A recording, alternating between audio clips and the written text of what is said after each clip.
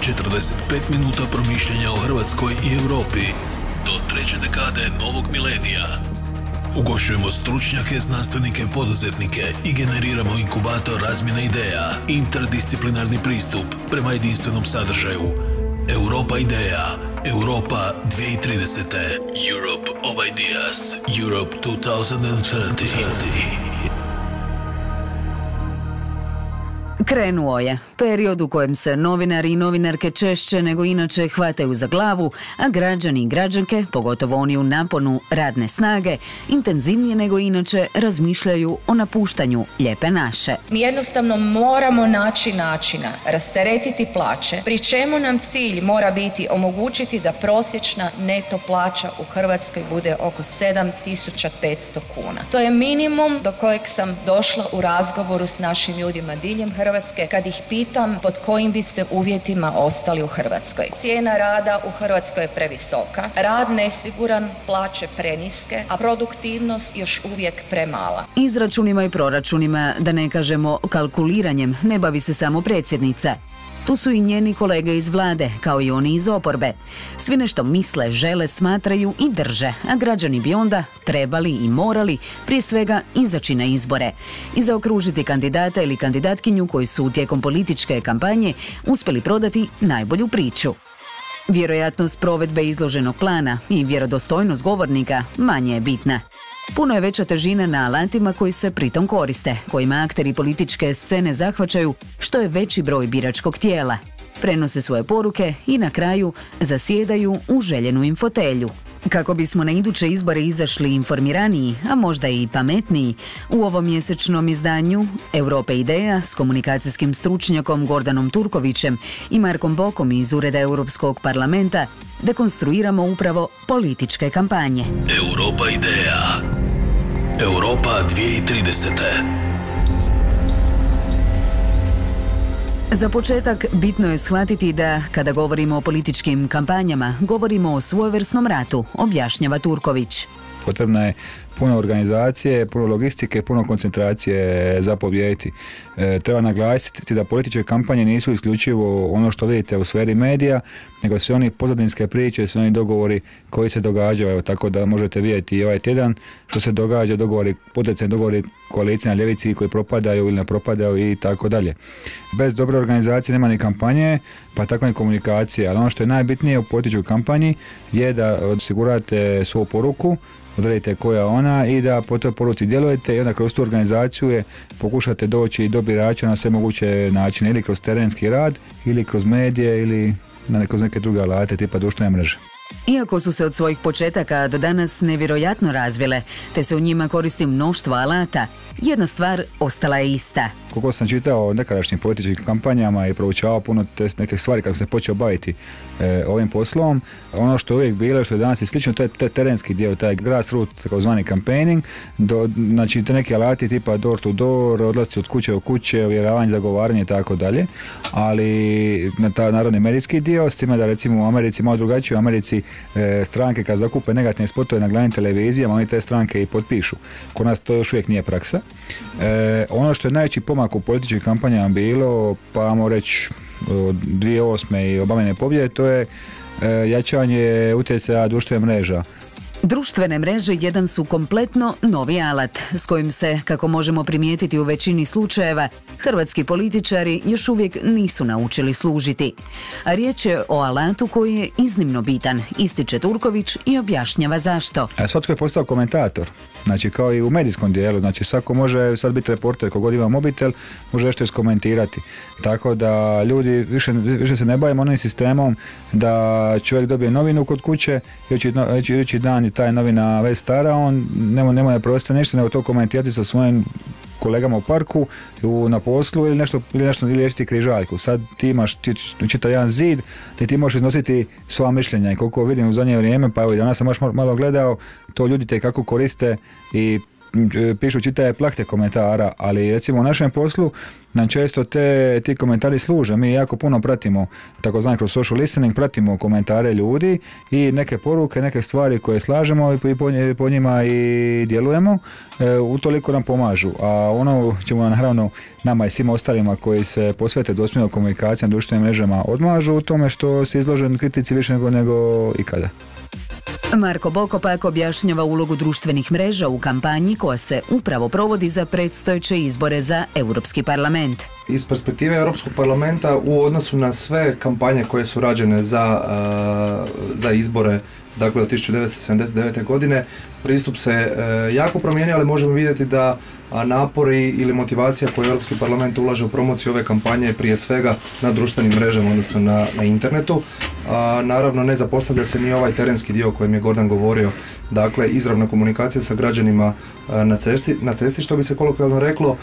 Međutim, ova dvosmjerna komunikacija, slušanje birača, odnosno građana putem društvenih mreža, putem naših web platformi, rezultira time kako ćemo mi komunicirati, što ćemo raditi zapravo na terenu. Tako da sad, s obzirom da je do izbora ostalo još oko 2 mjeseca, ulazimo u tu zadnju, popularno rečeno, go to vote fazu, gdje ćemo pokušati i zapravo intenzivirati tu komunikaciju i putem društvenih mreža, ali i u neposrednoj komunikaciji. Ipak, razlike između online i terenskog provođenja političke kampanje nadilaze dvosmjernost, odnosno jednosmjernost komunikacije. Ono što je najbitnije kao nama, kao nekim praktičarima toga, kroz nove načine oglašavanja možemo doći do puno većeg broja ljudi. A u današnje vrijeme neko možda ne sluša radio, neko možda ne čita novi, neko možda i ne lista portale, ali nekako s druge strane pa ima nekakav taj smartphone. Puno ljudi je prisutno na društvenim mrežama, puno ljudi je prisutno naravno kroz Google tražilicu i to je prilika da političke stranke, ali drugi akteri, komercijalne firme i tako dalje, kroz različite oglase i poruke dođu lakše do tih ljudi, iako oni možda ne upražnjavaju neke druge medije. Pogledajte sami, mislim, kad sinaš neki autobus, tramvaj, 95% ljudi, pa čak nešto malo starija populacija, svima su glave u mobitelima, nešto listaju. S druge strane, danas je jako teško odvojiti online i offline kampanju, dodaje Boko. Sve što radiš offline rezultirat će onim što se događa online, tako da ako mislite da možete napraviti nešto na ulici bez prisustva interneta ili tih sličnih alata i ako mislite da vam se to neće odraziti na komunikaciju na društvenim mrežama, to je pogrešno razmišljanje. Sve što primjerice izađe u novinama u rano jutro, zapravo novine izađu i navečer, pa oni koji se pripremaju jako dobro znaju što ih čeka ujutro. Odrazit će vam se na komentarima na društvenim mrežama, na Facebooku, Twitteru i ostalim kanalima. I to je ono što je Gordan govorio, dakle dvosmjerna komunikacija. Nema više da vi pošaljete priopćenje i da ste zatvorili priču, već ukoliko ste poslali neku poruku možete očekivati da će se ta poruka zapravo kritički nekako promatrati. Imamo velik problem i tog popularnog trolanja i ostale komunikacije zapravo koja guši te neke kanale koji bi trebali biti možda malo čišći, međutim jako je teško odvajati online od offline prostora. U tom kontekstu Turković se osvrnuo i na izazove. Apsolutno je ideja da se osigura dugoročnost, a sa samo dugoročnošću se na internetu osigura i dugovečnost poruke. Znači, kad nešto jedan dan završi na internetu, teško ćete vi to skinuti. To se pogotovo odražava u kriznoj komunikaciji, kad nas ljudi kažu da li trebamo odgovoriti, pa u većini slučaja treba odgovoriti, jer neko kad jedan dan za godinu, 2, 3, 10 godina bude nešto googlao tražio, bitno je da je vaš stav o nečemu unutra, pogotovo ako ste napadnuti, što je u političkoj kampanji dosta česta varijanta. Ono što isto bih htio reći da je veliki izazov uopće spojiti tu offline i online komunikaciju, zato što vi uvijek ćete ići na to da offline i online ima slične poruke, ali su formati drugačiji. Znači, čak kad gledate društvene mreže, Instagram, Twitter, Facebook, oni za jednu poruku, tu istu poruku morate ispričati kroz različite formate. Evo, na Twitteru mora biti kraća, na Instagramu ipak mora biti neka slika, Facebook opet isto ne podnosi baš najdužu varijantu. Također morate paziti koje se demografije nalaze na određenim društvenim mrežama i kako je koristiti. Korisnik Instagrama ne podnosi što je korisnik Twittera i isto što je korisnik Facebooka. Kada je pak riječ o hrvatskim političkim elitama, činjenica je da se društvenim mrežama ne služe najbolje.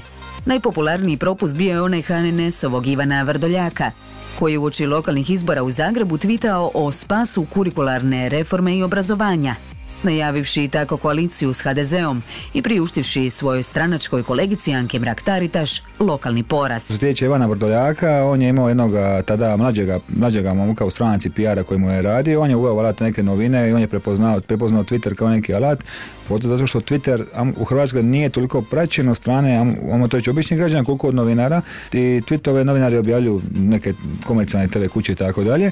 Taj je momak sad je ministarstvo obrazovanja i mislim da je sad puno vještiji u tom korištenju toga što radi. Da li su vješti ili nisu? Gledajte, radio sam s političarima koji noću sjede od 10 do 7 i svašta pišu po Facebooku ili Twitteru i ti onda tu imaš 7 kriznih komuniciranja s njima. I ne možeš ništa objasniti.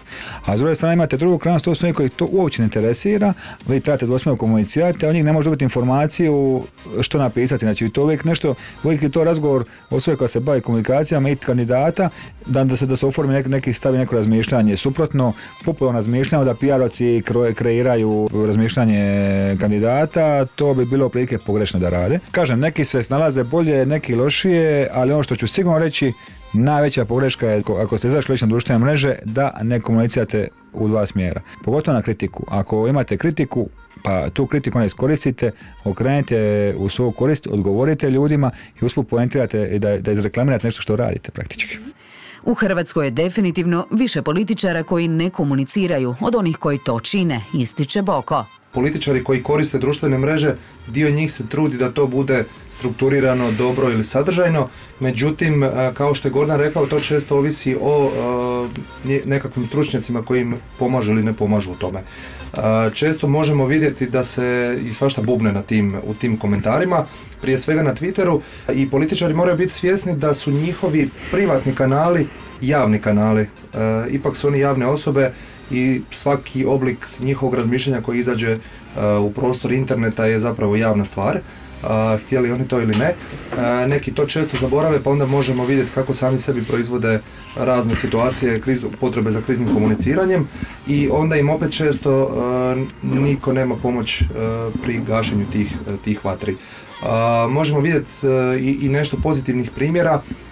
Kažem, to opet ovisi o tome ko im pomaže, no bilo bi super kada bi zapravo više javnih osoba, pogotovo iz sfere politike, krenulo tu dvosmjernu komunikaciju, međutim ja sam siguran da je dobar dio njih svjestan da bi to značilo i više posla, odnosno više bavljenja sadržajem i sa samim građanima, a siguran sam da to nekima možda i nije interes.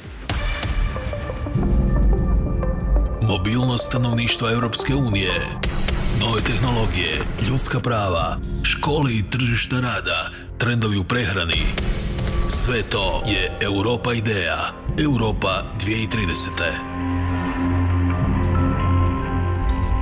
Na društvenim mrežama, odnosno u online javnom prostoru, ne komuniciraju samo političari i političarke, već je on otvoren svima. A upravo ta otvorenost može utjecati na demokratski proces, i to negativno.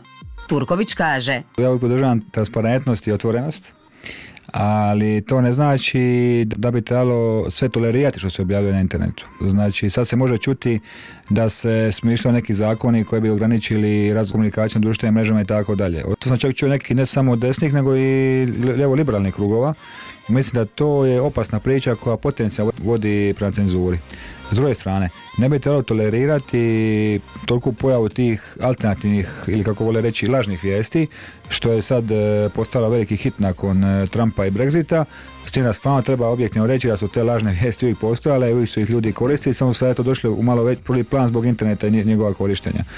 Sad je rasprava velika kako naći neki model da se to zaustavi. Državnom kontrolom to nećete postići, jer ljudi koji proizvode te lažne vijesti i takve situacije su u principu živi ljudi. U kolokvijalnom jeziku političkih kampanja njih se zove botovi, znači iz onih robota koji imate na internetu. Sad imamo ljude. Kad ga zaustavite na neki način, taj mozak koji razmišlja će naći peti način, na šesti način da opet probije tu barijeru. Da li treba tolerirati, ne treba se tolerirati, da li treba biti oprezan pri iznalaženju načina kako to zaustaviti i treba, kažem, to je ono, graniči sa neka razmišljanja koja sam čuo u našem javnom prostoru, ipak graniči sa cenzurom. U takvim situacijama jako bitno je razlikovati lažne vijesti od govora mržnje, dodaje Boko. Govor mržnje je nešto čemu zaista ne treba otvarati nikakav prostor i to se zapravo na sve moguće načine treba pokušati zabraniti. Kažem pokušati zbog toga što smatram da nije u potpunosti moguće iskorijeniti to za jedan dan, međutim treba nešto raditi, treba ulagati resurse, vrijeme, znanja, iskustva u borbu protiv te pošasti koja nije samo pošast modernih vremena, već govor mržnje postoji od uvijek, ali kao što smo rekli u prethodnom razgovoru, internet ga je samo učinio još dostupnim i još širim. S druge strane, isto tako nisam siguran to gdje je granica slobode govora. Europske institucije su isto vrlo oprezne oko toga i jako paze na korištenje termina cenzura, kako se naravno i neka osnovna ljudska prava ne bi ograničila samim time. Međutim, lažne vijesti, govor mržnje, nacionalpopulističke stranke koje to jednim velikim dijelom i šire su bitan faktor. Zapravo prisutni su u društvu više nego ikad prije i u kontekstu nadolazećih europskih izbora mi smo svjesni da će oni odigrati jako bitnu ulogu, da već sad imaju bitnu ulogu i unatoč tome što to se neće moći riješiti za jedan dan, smatram da je itekako bitno boriti se protiv toga, informirati građane, zapravo nuditi im ispravne informacije i učiti ih kako da prepoznaju točne vijesti od lažnih vijesti, te zapravo da na taj način sami kao svjesni građani donose svoje odluke. Fake news i govor mržnje u prvi plan došli su tijekom vrlo vjerojatno najzanimljivijih suvremenih kampanja. Kampanje Donalda Trumpa i Brexita. Kada je riječ o Trumpu, Turković kaže da moramo biti iskreni i reći da je to bio samo dio alata koji su doveli do pobjede. U principu, moje mišljenje je danas da je pobjeda Donalda Trumpa najviše pomogla loša procjena, loša strategija kampanje Hillary Clinton, na koje se nadovezao taj zadnjih mjesec i pol dana takozvano projekt Alamo koje je Trump proveo. Pa naime, oni su bili u zadnjih pa i mjesec dana pa i više su kaskali za Hillary Clinton i onda su krenuli sa širenjem tih lažnih vijesti i shvatili su da moraju u principu srušiti izlaznost pred izbore, to je da moraju srušiti izlaznost onih birača koji su birali Obamu, znači Latinoamerikanci, Afroamerikanci i tako dalje. Hillaryna kampanja nije prepoznala da treba braniti te glasove, a Trump je usput nju ubacio u okvir žene koja dolazi iz establishmenta, koja u principu osiromaša taj srednji sloj koji želi da nju opet izaberu. Ti ljudi su čuli tu Trumpovu poruku na sve moguće načine koji su uspjeli i ti ljudi nisu izašli na izbore. I onda imate situaciju da je Hillary imala veći broj u globalnoj Americi glasova od Trumpa, a s druge strane na toj elektronskoj razini koja je specifična, u elektronskim zemljama koje je trebalo, je u biti on ju spustio i tu je izgubila izbore. Tome su naravno pomogli i dark postovi na Facebooku, lažne vijesti, on je plasirao informacije da ona mrzi Afroamerikanci, da ona se borila protiv njih i tako dalje za vrijeme Billa Clintona, puštaju ta neka videa. A što se tiče Brexita? Brexit je priča koja je izgrađena na čistoj laži, ali čovjek koji vodi Brexit, možemo reći ili genijalac ili je kompletni, imamo to tako reći, luđak. Znao je da se kampanje gleda na emociji, kao i sve kampanje koje su mi gledamo na emociji, ali onda shvatio da mora u tu emociju ugurati laž. On je rekao da ajmo graditi priču na tome da ako mi izađemo iz Europske unije, 350 milijuna funti se vraća nazad mjesečno ili sad tjedno se vraća u Britaniju, jer je znao da ljudi ako što vole zastaviti taj svoj sustav i to bi se vraćao u taj sustav. I druga stvar, ajmo priča ljudima da ako mi ne izađemo iz Europske unije, kad Turska uđe, mi ćemo biti utopljeni u turskoj radnoj snazi. I oni su tu priču uporno pričali. To su dvije u startu lažne postavke, ali oni su tu priču gurnuli na digitalu, ali ne lagati se i na teren. Znači oni su kucali od vrata do vrata i izgladnijelim ljudima, oslabljenim ljudima na rubovima velikih gradova pričaju tu istu priču. I čim su oni to čuli, a te su oni teze prije toga dobro i testirali, imali su poruku kojom su biti pobjedili ovu drugu ekipu, a Faranžu i onim ostalim populistima tamo koji mrze Europu i tako dalje su ostavili da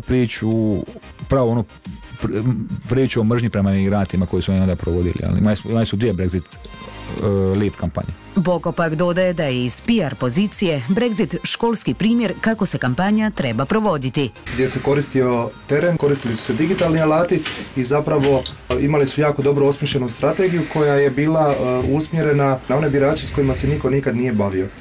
Naravno, tu je kasnije procurilo da su se koristile, da je bila riječ o zlouporabi osobnih podataka, pomoću čega se zapravo i došlo do određene strukture birača koja nije bila zahvaćena niti jednom od kampanje prije i dobili smo to što smo dobili. Međutim, ono što je važno naglasiti je da je najgore podcjenjivati drugu stranu i da je najgore podcjenjivati birače. Onaj ko se postavlja visoko u političkim kampanjama često završi nisko, upravo zbog toga što se uljulja u svoju neku poziciju, misli da je to bogom dana pozicija i da je sve gotovo, a često druga strana zapravo uzvrati i onda se dogodi to što se dogodilo. Intelektualne elite su sumnjale u Trumpovu pobjedu, ismijavali su se na time. Intelektualne elite s bilo koje političke pozicije, dakle lijevo ili desno ili centar, su podcjenjivale leave kampanju u Velikoj Britaniji, dogodio se i Brexit. Tako da, to su možda dva malo teža primjera toga kako treba postupati komunikaciju u političkim kampanjama i postavljanju tih svih strategija. Međutim, vidimo i da je ono za što smo mislili da je nemoguće, da se može dogoditi. Osim laži u samoj kampanji, tu je i problem sa zlouporabom osobnih podataka. Ostaje ova priča oko Cambridge Analytike, korištenja podataka i u Trumpovoj kampanji i u Velikoj Britaniji, način na koji je u biti Facebook na kraju kraja dopustio da se koriste API korisnika za takve stvari za koje se nije smjelo raditi. U biti, isto tako za Trumpovu kampanju, republikanci su 4 godine pripremali svoje digitalne resurse, su skužili kad su izgubili drugu Obaminu kampanju što treba napraviti. Oni su uložili $100 milijuna u te resurse i onda kad je Trump bio izabran za kandidata za predsjednika, on je dobio ogromnu bazu uopće podataka ljudi koji se nalaze na internetu, plus naravno je dobio te podatke i o marketinških agencija gdje je bila i ta Cambridge Analytica i tako dalje, koji se bave behavioralnim istraživanjima, koji su skupljali godinama. To je u Americi bilo kao dopušteno da daju i oni su točno znali pogoditi čovjeka s porukom. Oni su znali tipa recimo Marko voli čokoladu, Azra ne znam, voli životinje i točno znali kako plasirati ciljane poruke na te ljude, smo imali takve podatke. A osim toga ono što su isto radili, što se radi kod nas, ali s puno manje, mi toliko novaca nemamo da na taj način to radimo, oni su dnevno mijenjali po 300-400 varijacija oglasa na Facebooku.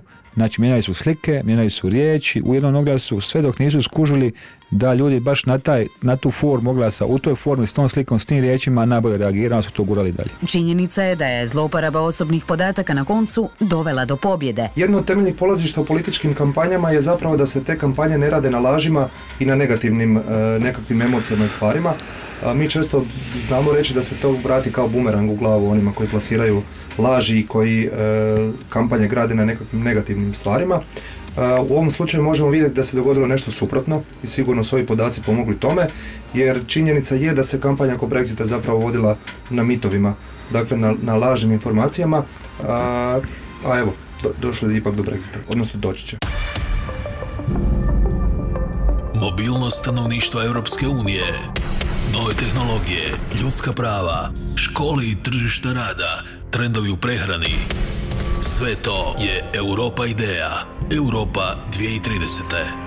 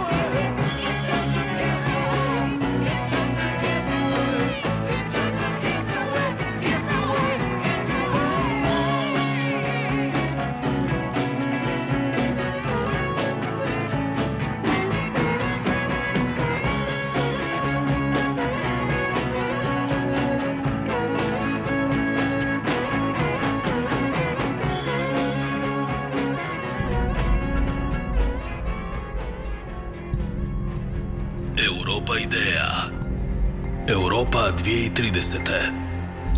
Nakon što smo prvi dio emisije završili s problemima poput lažnih vijesti, govora mržnje i zlouporabe osobnih podataka, koji su se pojavili s nastankom, razvojem i popularizacijom društvenih mreža, u nastavku se bavimo potencijalnim regulativama koje bi mogle zaštititi demokratski proces.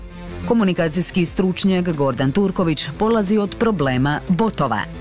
Ovako, u kolokvijalnom jeziku, znači bot je nešto što egzistira u informatičkom svijetu kao pojam, ali u kolokvijalnom jeziku političke kampanje, ali to se najviše razvilo u Srbiji, botovi su ljudi koji se kriju iza svojih ili lažnih profila i na naredbu iz nekog centra, stranke ili čovjeka koji je koordinator pišu različite komentare, negativne ili pozitivne ispod članaka na društvenim mrežama, dijele slike, dijele meme, šta ja znam šta. To su ti ljudi.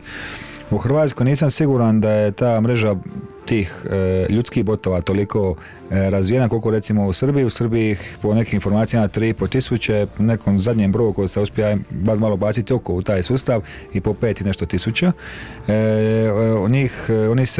Oni se hrane tako da se njima obećavaju poslovi. Pa evo sad imate tamo situacija, su čak neki direktori firmi tamo ili nekih malih poduzeća su čak bili nekada botovi, to su tako i zaslužili. Kako se boriti protiv njih? Jako je teško.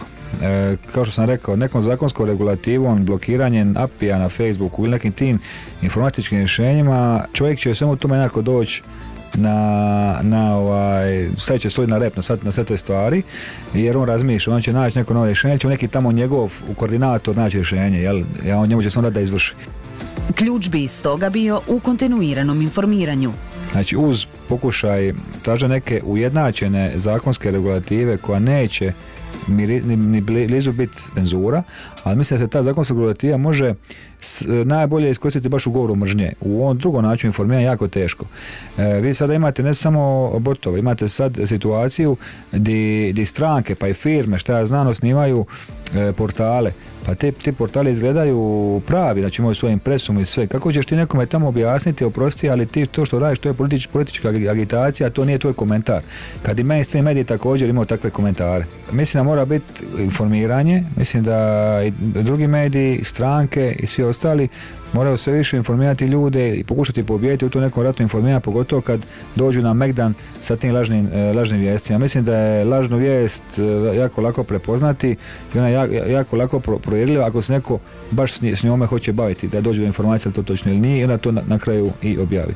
Sve u informiranju. Marko Boko iz Ureda Europskog parlamenta dodaje: činjenica je da se protiv lažnih vijesti teško boriti. Postoji bezbroj izvora tih lažnih informacija ili neprovjerenih informacija.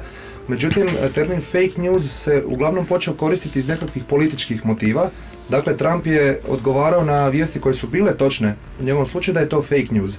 Zbog toga mi kao institucija više volimo koristiti riječ dezinformacija, jer to de facto je pogrešna informacija, odnosno lažna vijest.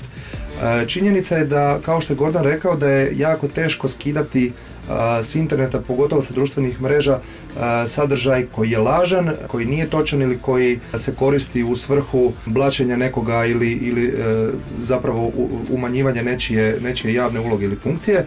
Teško je zapravo osobama koje rade na tim društvenim mrežama procijeniti što je točno, što nije. Naravno, to se može raditi s nekakvim lokalnim linkovima, kontaktima i slično.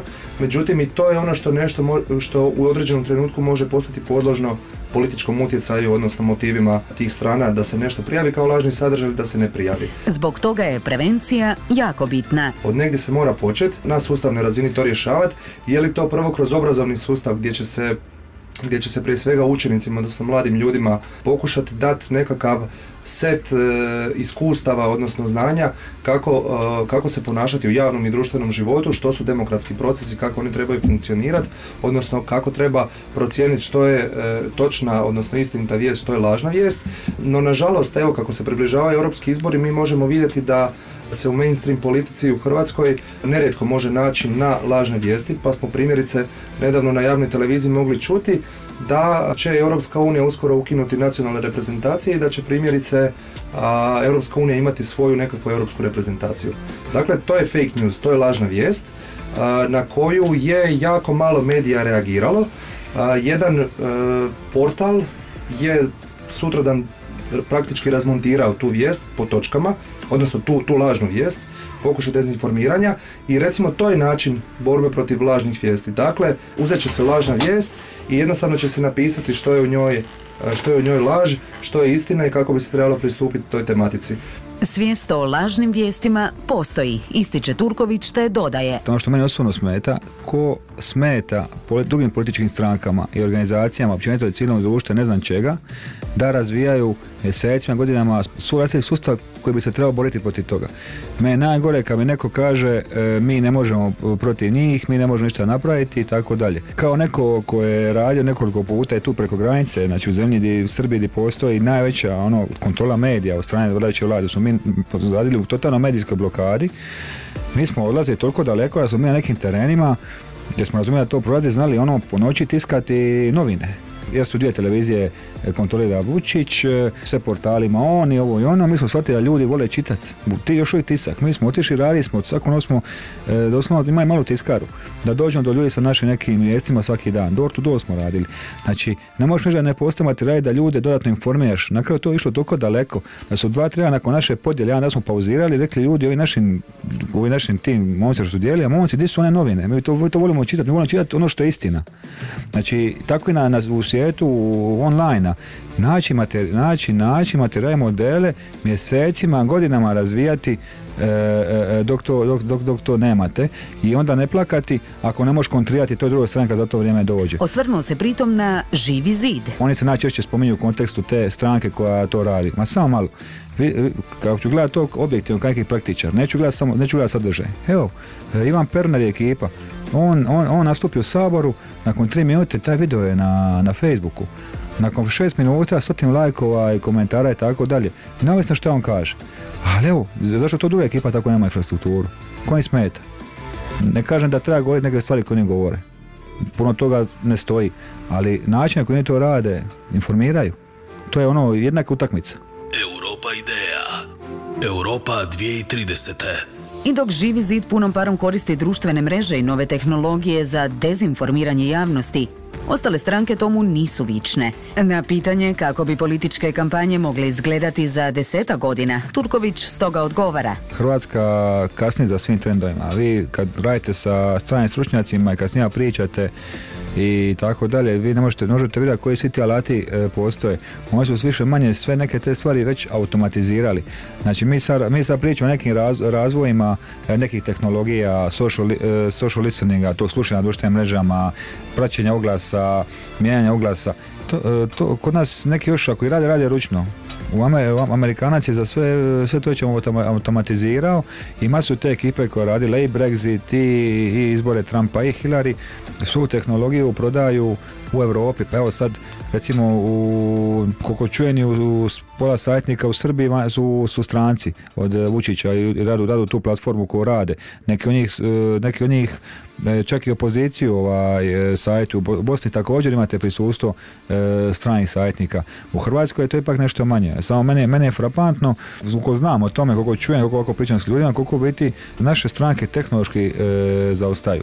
Kažem, u svijetu će za 10 godina biti to svemirska priča, dok ćemo mi još uvijek pokušavati naći taj put prema Marsu. Da ćemo za ostatkom svijeta kaskati i u budućnosti, smatra i Boko, te dodaje. Ali ono što je zanimljivo je zapravo da trenutno u 2019. godini veliki broj političkih stranaka ili inicijativa koje se žele natjecati za nekakve javne pozicije ne razumiju što bi trebali raditi ne samo na ovoj digitalnoj razini nego na ulici, dakle u ovoj offline kampanji.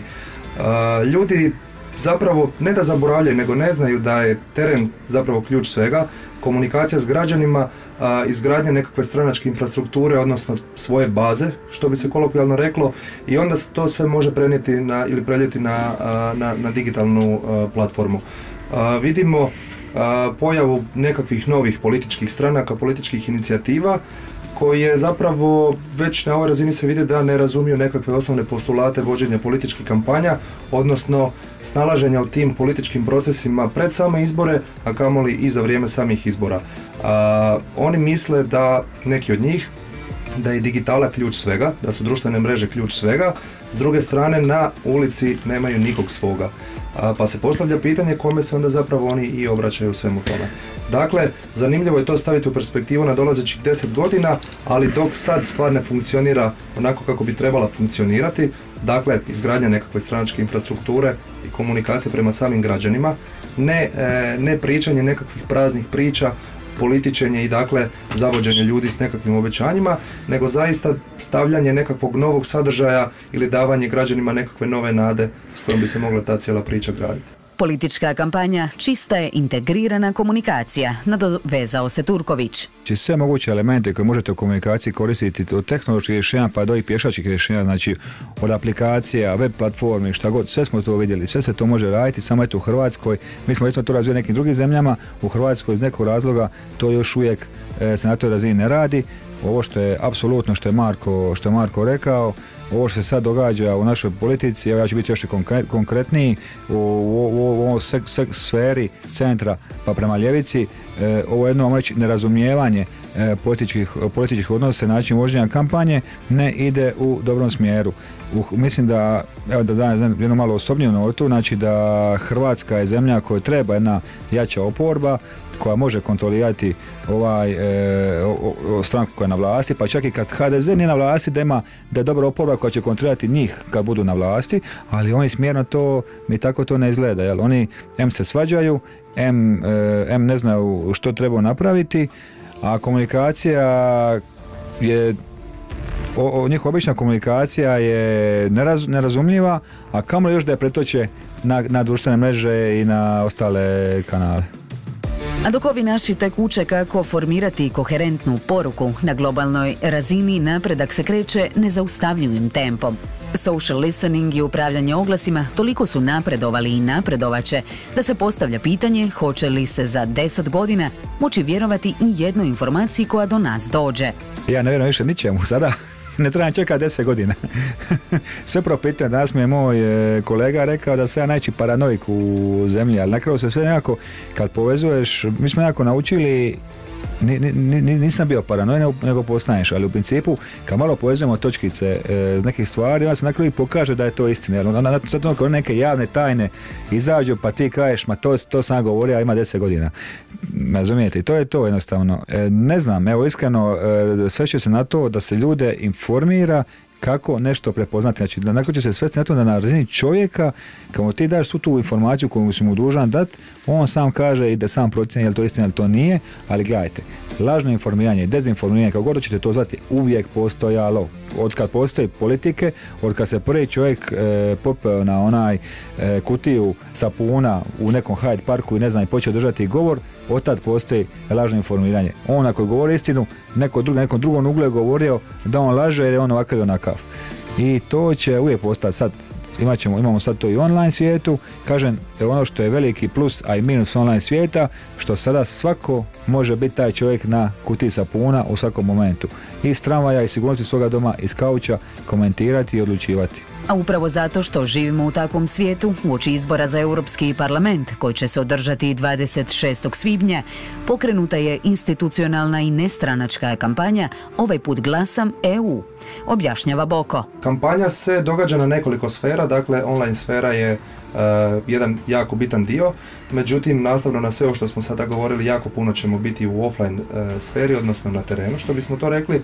Informiranje, razgovor s građanima, razgovor prije svega s mladima je ključan dio ove kampanje, jer pokušavamo zapravo ponuditi jedan set informacija, nekakvih naših iskustava ili znanja sa širom javnosti oko toga zbog čega je važno sudjelovati u demokratskim procesima, zbog čega je važno iskoristiti građansko pravo i na kraju krajeva i obvezu izlaska na izbore i zbog čega mislimo da bi zapravo baš ti građani trebali odlučivati na direktan način o svojoj neposrednoj budućnosti.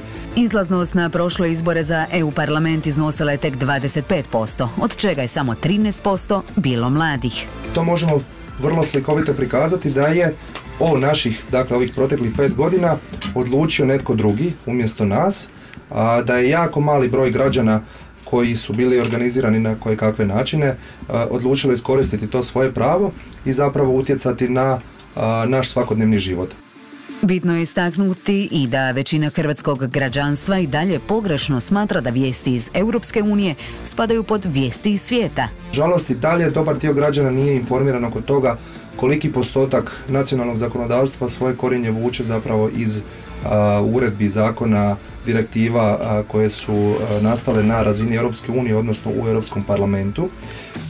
Dakle, riječ je o velikoj većini i zbog toga zapravo želimo ovom našom kampanjom informiranja građana potaknuti građane, prije svega mlade, da izađu na izbore 26. svibnja, da motiviraju svoje prijatelje, svoje obitelji, svoju nekakvu zajednicu, da odaberu kome će dati svoj glas, ali da ga zapravo nekome daju i da na taj način odluče o tome u kojem smjeru će Europska unija ići u narednih 5 godina. Boko također dodaje da su predstojeći izbori za Europski parlament najzanimljiviji, najpolitičkiji i zapravo najvažniji. Struktura Europskog parlamenta će se značajno promijeniti u odnosu na sve ono što smo do sada vidjeli kad su 2 ili 3 velike političke obitelji upravljale sa stvarima. Veliki broj nacional-populističkih stranaka će ući u ovaj saziv, što će dakle i vrijednosno, ali i proceduralno rad Europskog parlamenta učiniti izazvanim.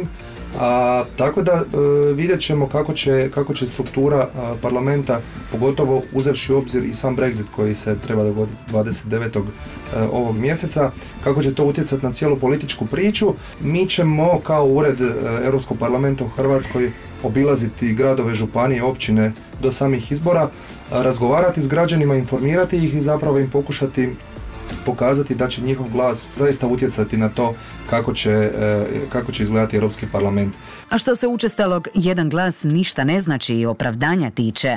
Ja sam imao i Gordan je imao iskustvo na proteklim lokalnim izborima kad je u jednom gradu u prvom krugu razlika u glasovima bila samo jedan glas. Dakle, nije riječ o malom selu, nego o gradu. Taj jedan glas zaista može promijeniti, tako da, evo, građanke i građani, slušateljice i slušatelji, budite taj glas promjene. Na temu važnosti jednog glasa i bivanja promjenom, Turković zaključuje. Treba malo da dopuni Marka, jedan glas je bio u prvom krugu i dapače naš kandidat je gubio za taj jedan glas, dok smo u drugom krugu onda jakim terenskim radom, motiviranje, znači stranka i kandidat je motivirao građane da izađu na izbore i smo na kraju pobijedili. Ono što hoću reći, osim što Europski ured Europskog parlamenta u Hrvatskoj provodi tu kampanju, takozvanu Get Out Vote kampanju, to bi trebali raditi i stranke. Jučer sam imao raspravu na Facebooku gdje je jedna meni draga osoba rekla da bi u principu birači sad imaju puno izbora, pa bi trebali izaći na izbore. Ne, jer birači neće to znati. Na strankama, pogotovo i novim strankama je da dođu sebi i da se uhvate terena i tramvaja, autobusa i automobila i kombija, ali onda i tipkovnice miša, da svoju poruku donesu do građana.